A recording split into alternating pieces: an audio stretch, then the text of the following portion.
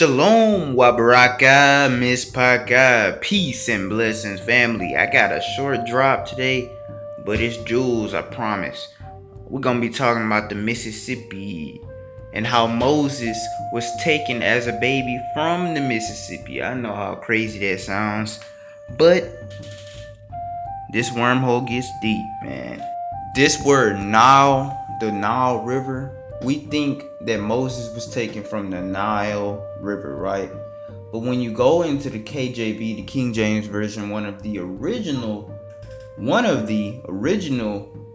English translation of the Hebrew text, you will see that the word Nile is not even found in the Old Testament, the New Testament, or even the Apocrypha. The word Nile is not found nowhere in the scriptures.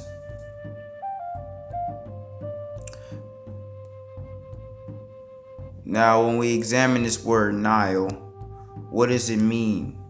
The word Nile comes from the Greek Nilos. Now, what does it mean? Great river, right? Great river. Same thing with Mississippi. Mississippi. The name Mississippi comes from the French Mississippi, the French rendering of the Native American Anishinaabe name for the river Mississippi, meaning great river. Again, somebody is copying someone else. So we already looked at the word Nile, and that word is Greek, right? And this is a Native American word, Anishinaabe, right? And these, not all Native Americans are Israelites. In fact, most Native Americans are heathens.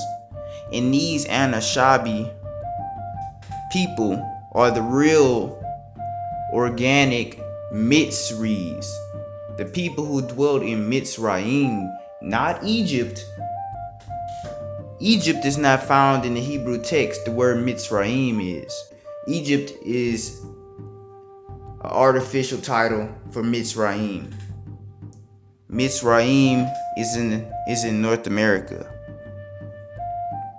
That's where you get Mississippi from. That's what we're talking about. Mississippi, great river, right? Now, Mississippi is two words. And in any language except for English, the noun goes before the adjective. So Mizzi meaning river and Zibi meaning great. Mizzi meaning river, Zibi meaning great, right? So yeah, I got this from an Instagram post. This is my Instagram account, Strength of Yisrael. Post drops on there daily, so you might want to check that out. What does Moses' name mean? Moses or Moshe is a male given name after the biblical figure Moses according to the Torah. The name Moses comes from the Hebrew verb meaning to pull out, to draw out of the water. Now the question is, Moses means to pull out and to draw out of the water. So what water are we talking about, and who gave him that name? Let's keep reading. And the infant Moses was given this name by Pharaoh's daughter after rescuing him from the Nile. See, they put from the Nile, right? They put from the Nile. See how they try to throw you off? The scripture didn't say he was rescued from the Nile. The scripture said he was rescued from the river. It said from the river, right? It didn't specify on which river. So this was a name given to Moses by an Egyptian, a Mitzri, right? A Mitzri. And it means to pull out, to draw out of the water. So what water are we talking about? Moshe, Moshi, Missy, Moses, Mrs., Mississippi. All of these have a similar etymology when you go into these languages that the Shinabi or whatever that tribe was who called it the Mississippi River. All of that just means great river, right?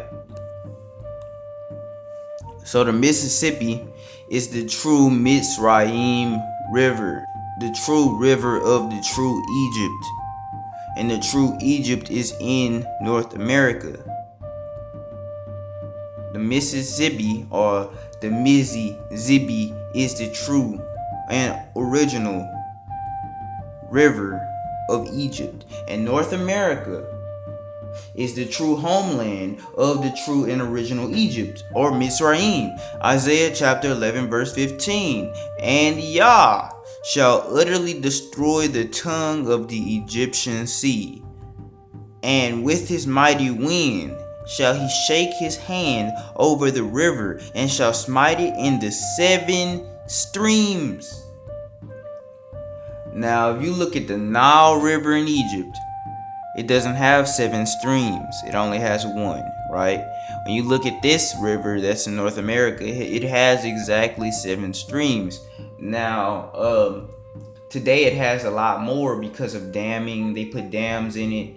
They make alternative emission for the waters. Therefore, there's more streams. But those little streams that it gives off, they don't really have names. They're just little trickles of water that comes from it now. But the original 7 streams were the Red River, the Arkansas, the Missouri, the Mississippi, the Illinois, the Ohio, and the Tennessee. Okay, so that's what we dealing with here. That's what we dealing with here. The original 7 streams of the Mississippi. And Isaiah 11 and 15 tells you that there are 7 streams in the Egyptian river that comes from the Egyptian Sea, which is the Gulf of Mexico. Right? All of this goes into depth. Very simple. And here's another hammer dropper. If you look in Egypt, the so-called Egyptian river, or the Nile River, does not flow into a Egyptian sea. The Egyptian Sea in the Middle East, also known as the Red Sea, which was originally called Sinus Arabicus, doesn't have any rivers that lead into it. Not one river, let alone 7. So what are we dealing with here? We're dealing with North America. We're not dealing with North Africa, because that's how they switch everything around. They make everything symmetrical. They make everything line up exactly with the other side of the world so they can throw you off and deceive the nations. That's what they've been doing. And when I say they, I mean this same oppressor who taught you to worship other gods, speak a different language, who taught you to change your culture, took your culture away from you. All this, that's who they is. We already know who the they is. And look at this. It says, and make men go over dry shod, right? What does that mean? That means men shall walk over the Mississippi with dry shoes. And you look at the Trail of Tears. You look at the Trail of Tears. And what happened? You had Cherokee, so-called Cherokee Indians crossing the Mississippi on foot. And why?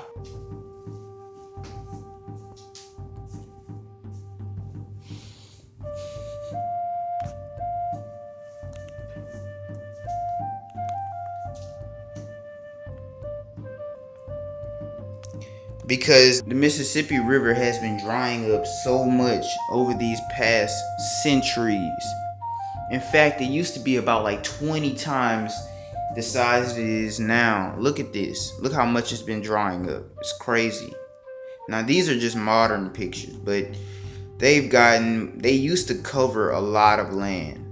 Like, if you live in the South, like Southeast Texas, Louisiana, places like that, the Mississippi used to cover your land. All of that used to be covered by the Mississippi. Look at this. This is how big the Mississippi was. Don't you see why it got the title Great River? If you live in the South like I do, if you live in Southeast Texas or if you live in Louisiana, you'll notice that in the dirt there's a whole bunch of seashells and like just like stuff that you'll find on a beach, right? But you're not at a beach, you're in your own backyard and you're seeing seashells everywhere. And that's why, because thousands of years ago, your Mississippi River used to basically cover your home. And that's why certain parts of Louisiana, especially New Orleans, is actually below sea level. So that's what we're dealing with. We're dealing with the Great River, the real, authentic Great River.